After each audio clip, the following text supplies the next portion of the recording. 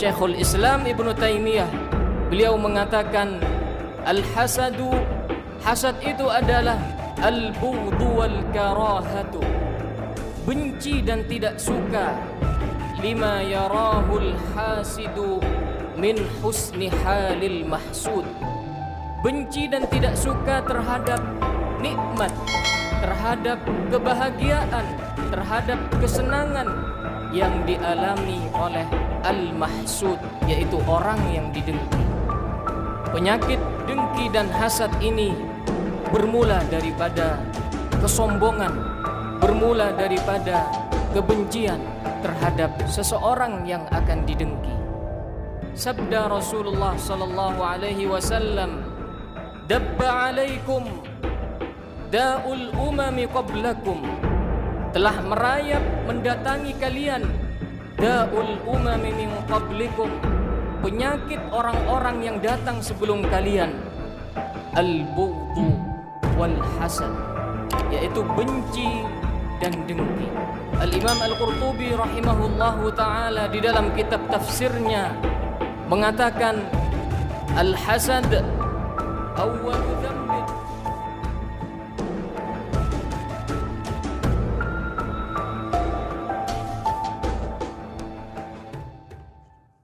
Assalamualaikum warahmatullahi wabarakatuh.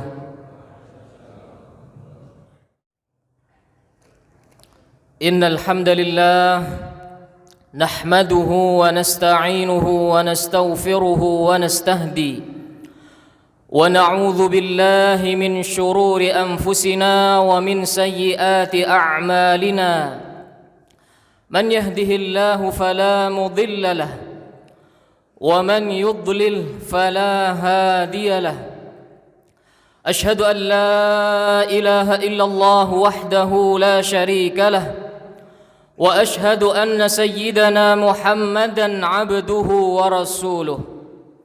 Ballagha ar-risalah wa adda al-amanah wa nasaha al-ummah wa kashafa Allahu bihi al-ghummah وجاهد في سبيل الله حتى أتاه اليقين فصلوات الله وسلامه عليه وعلى آله وأصحابه ومن تبعهم بإحسان إلى يوم الدين. أما بعد، فيا عباد الله، أوصيكم ونفسي بتقوى الله عز وجل، فقد فاز المتقون wa khabat taghun. Hadirin sidang Jumat yang dirahmati Allah Subhanahu wa taala, marilah kita tingkatkan ketakwaan kita kepada Allah Subhanahu wa taala dengan menjalankan apa yang telah diperintahkan oleh Allah dan Rasul-Nya, dan menjauhi segala apa yang telah dilarang oleh Allah dan Rasul-Nya. Karena sesungguhnya perintah takwa adalah perintah Allah Subhanahu wa taala yang Allah tujukan kepada orang-orang terdahulu maupun orang-orang yang datang kemudian. Allah Subhanahu wa taala berfirman di dalam Al-Qur'an, A'udzu billahi minasy syaithanir rajim. Bismillahirrahmanirrahim. وَلَقَدْ وَصَّيْنَا الَّذِينَ أُوتُوا الْكِتَابَ مِنْ قَبْلِكُمْ وَإِيَّاكُمْ أَنِ اتَّقُوا اللَّهَ. Dan sungguh telah kami wasiatkan kepada orang-orang yang telah diberi Alkitab sebelum kalian, wa iyyakum, juga kepada kalian, anittaqullah, untuk bertakwa kepada Allah Subhanahu wa taala. Hadirin sidang Jumat yang dirahmati Allah, sebagaimana badan, hati juga dirundung penyakit. Namun ironisnya, ada beberapa dari kita yang lebih mementingkan badan dan fisiknya, namun lupa dengan batin dan hatinya. Ketika fisik, ketika badan sedang dirundung oleh penyakit, kita mencari wasilah untuk mendapatkan kesembuhan. Ketika badan sedang sakit, kita mendatangi dokter. Kita membeli obat atas saran dari dokter. Kita mencari wasilah agar kita sembuh dari penyakit badan, meskipun kita mengeluarkan uang yang tidak sedikit. Namun ketika hati ditimpa oleh penyakit, ketika batin kita sakit, masih ada di antara kita yang mungkin menganggap hal itu adalah biasa-biasa saja. Kesembuhan itu urusan nanti, pikirnya. Padahal penyakit hati itu lebih bahaya daripada penyakit badan. Karena penyakit badan, penyakit fisik, kalau tidak segera ditangani, mungkin akan berujung kepada kematian. Namun penyakit hati, penyakit batin, kalau tidak segera ditangani, akan membuat orang sengsara bahkan setelah kematian. Hadirin sidang Jumat yang dirahmati Allah Subhanahu wa taala. Di antara penyakit hati yang sering mendatangi kita semuanya adalah hasad dan dengki. Hasad ataupun dengki sebagaimana yang didefinisikan oleh Syekhul Islam Ibnu Taimiyah. Beliau mengatakan al-hasadu, hasad itu adalah al-bughdhu wal karahatu, benci dan tidak suka lima yarahul hasidu min husni halil mahsud, benci dan tidak suka terhadap nikmat, terhadap kebahagiaan, terhadap kesenangan yang dialami oleh al-mahsud, yaitu orang yang didengki. Penyakit dengki dan hasad ini bermula daripada kesombongan, bermula daripada kebencian terhadap seseorang yang akan didengki. Hadirin sidang Jumat yang dirahmati Allah Subhanahu wa taala. Penyakit hasad dan dengki ini akan mendatangi siapapun. Dia tidak pandang bulu. Hasad dan dengki akan mendatangi orang kaya maupun yang miskin, akan mendatangi anak-anak muda maupun yang sudah tua, akan mendatangi penguasa maupun rakyat biasa. Dan sesungguhnya hasad dan dengki akan mendatangi semua orang. Bahkan penyakit ini adalah penyakit orang-orang dan kaum sebelum kita, sebagaimana yang telah disampaikan oleh sahabat Az-Zubair bin Awam radhiyallahu anhu. Beliau menyampaikan sabda Rasulullah sallallahu alaihi wasallam, dabba alaikum da'ul umami qablakum, telah merayap mendatangi kalian da'ul umami min qablikum, penyakit orang-orang yang datang sebelum kalian, al-bughdhu wal hasad, yaitu benci dan dengki. Hadirin sidang Jumat yang dirahmati Allah Subhanahu wa taala. Hasad ataupun dengki yaitu menginginkan hilangnya nikmat, hilangnya kebahagiaan yang ada pada orang lain, sehingga kemudian berpindah darinya, hilang darinya. Hasad ini merupakan dosa yang pertama yang dilakukan di bumi maupun di langit. Al-Imam Al-Qurtubi rahimahullahu ta'ala di dalam kitab tafsirnya mengatakan, al-hasad awwalu dzambin usiya bihi Allahu fis sama. Sesungguhnya hasad dan dengki merupakan dosa pertama, maksiat pertama yang dilakukan di langit. Wa awwalu dzambin usiya bihi fil ard, dan dosa pertama, maksiat pertama yang dilakukan di bumi. Fahasada iblisu Adam, ketika di langit iblis mendengki Nabi Adam alaihi salam. Wa hasada Qabilu Habil, dan ketika di bumi Qabil mendengki Habil, putra Nabi Adam alaihi salam. Sesungguhnya hasad dan dengki merupakan penyakit yang perlu segera ditangani.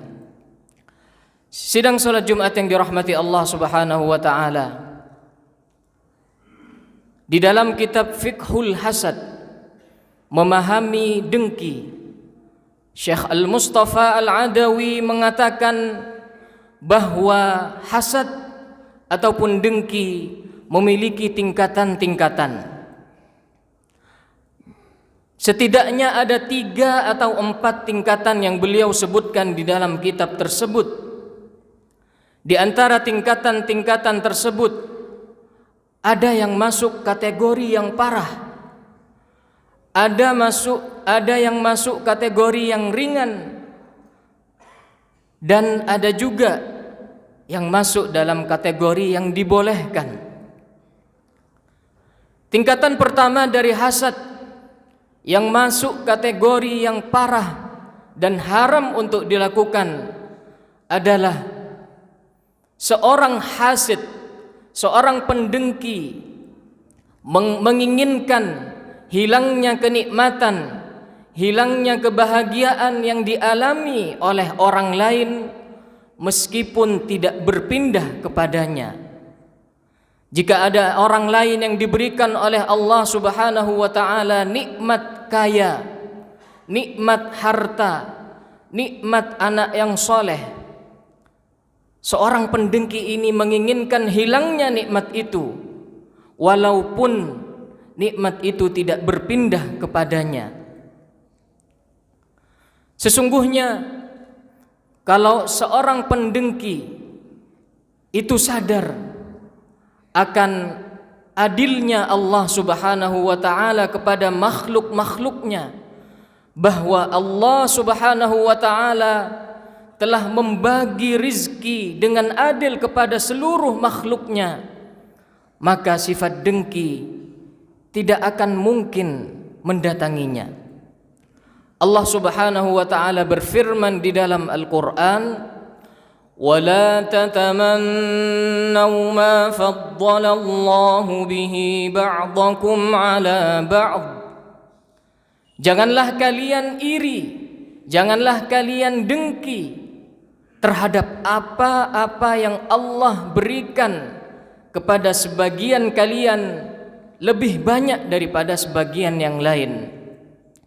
Lirrijali nasibum mimma iktasabu. Sesungguhnya bagi orang-orang laki-laki, dia telah mendapatkan apa yang sesuai dengan apa yang dia lakukan. Walin nisa'i nasibum mimma iktasabn. Dan bagi perempuan, dia juga mendapatkan apa yang sesuai dengan apa yang dia lakukan. Was'alullaha min fadlih.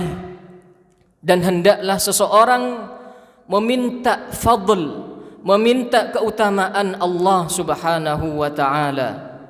Innallaha kana bihi alima. Sesungguhnya Allah Maha mengetahui. Hadirin sidang Jumat yang dirahmati Allah, tingkatan kedua dari hasad yang juga masuk kategori yang parah dan haram dilakukan adalah seorang hasid ataupun pendengki menginginkan hilangnya nikmat, menginginkan hilangnya kebahagiaan dan kesenangan yang dimiliki oleh orang lain sehingga berpindah kepadanya. Jika ada orang lain yang diberi nikmat oleh Allah Subhanahu wa taala dengan anak yang soleh, dengan harta, seorang pendengki ini menginginkan orang itu segera mati, orang itu segera hilang, sehingga hartanya berpindah kepadanya.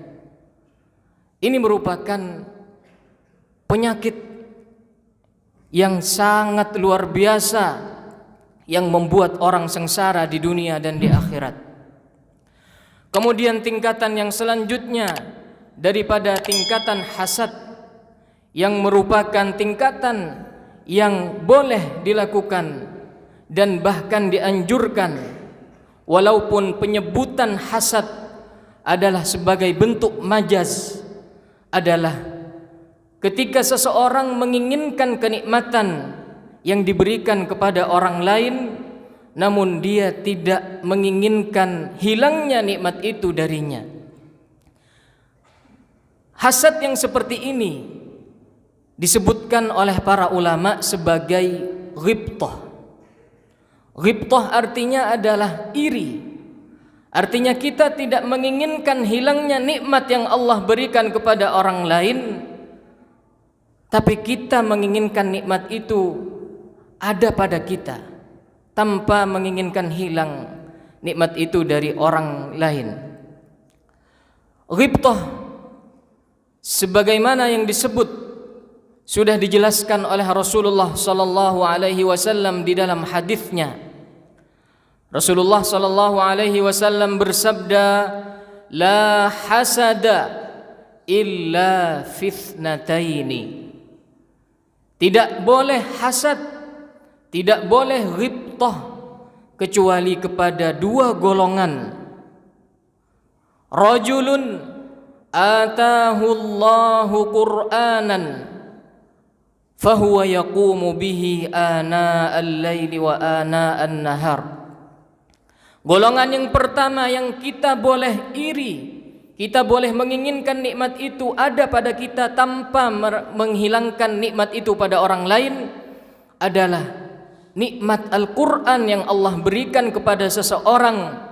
Fahuwa yaqumu bih. Kemudian orang itu menunaikan nikmat Al-Quran dengan membacanya, dengan mentadabburinya, dengan mengamalkannya pada siang dan malam hari. Golongan yang kedua, rajulun atahu Allahu malan fahuwa yunfiqu bihi ana al-laili wa ana an-nahar. Seseorang yang diberikan oleh Allah nikmat mal, nikmat harta, kekayaan, dan orang tersebut menginfakkan harta itu pada siang dan malam hari.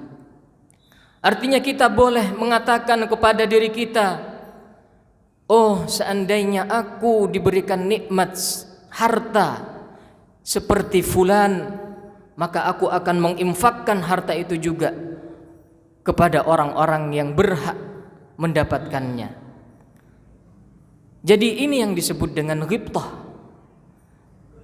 Iri tanpa menghilangkan nikmat yang ada pada orang lain hilang ataupun berpindah kepadanya. Ma'asyiral muslimin rahimakumullah. Semoga Allah Subhanahu wa taala melindungi kita, menjaga kita dari segala penyakit hati, terutama penyakit takabbur, juga penyakit hasad dan dengki. Amin amin ya rabbal alamin. Barakallahu li wa lakum fil Qur'anil azim wa nafa'ana bihi wa iyyakum minal ayati wadh-dhikril hakim. وتقبل الله مني ومنكم تلاوته إنه هو السميع العليم. أقول قولي هذا وأستغفر الله لي ولكم ولسائر المسلمين من كل ذنب فيا فوز المستغفرين ويا نجاة التائبين.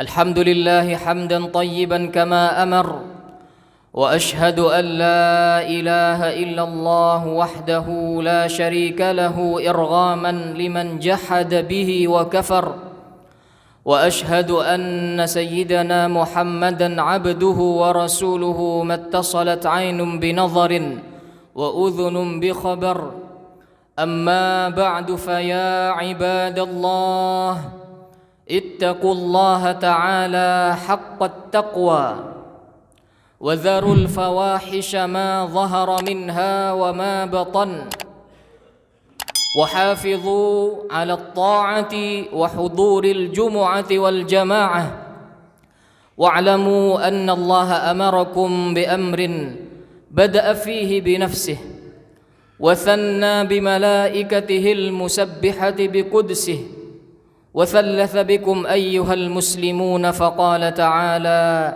ولم يزل قائلا عليما إن الله وملائكته يصلون على النبي يا